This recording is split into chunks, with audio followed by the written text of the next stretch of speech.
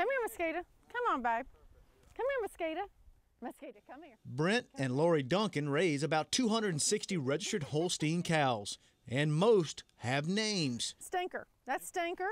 Names given to them by Laurie, who's in charge of all the young calves. About 125 this year. Her name is Lulu. Duncan Acres Dairy Farm is located in northern Washington Parish. The farm was purchased by Brent from his dad some 15 years ago. Today, the Duncans milk about 260 cows per day, twice a day. During this time of the year, when the grass is plentiful and the weather is cool, they'll store some 2,000 gallons per day. And with current milk prices hovering just over $17 per hundredweight, Brent says today's prices are much better than in recent years. Because it costs around $15 to $16 to produce a 100-pound of milk, so if we can stay above the $17 mark, we can survive, you know. But the last few years, 02 and 03 was awful. I mean, it was terrible. I mean, the prices were down in the $14 mark, and it was really a killer. Milk prices fluctuate throughout the year, hinging on a number of variables, like the price of cheese. Why? Because processing cheese utilizes about 70% of the total milk produced in this country.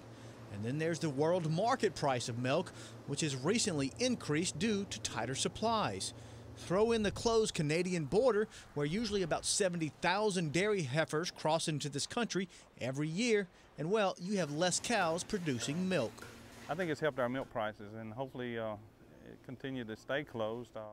Brent and Laurie know all too well that in order to survive in this business, one must be efficient.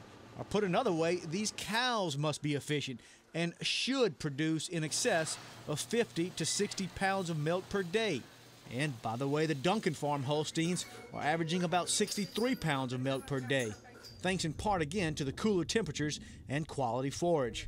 And who knows, maybe those high numbers can be attributed to the great relationship between these cows and their owners. Oh man, Magnum.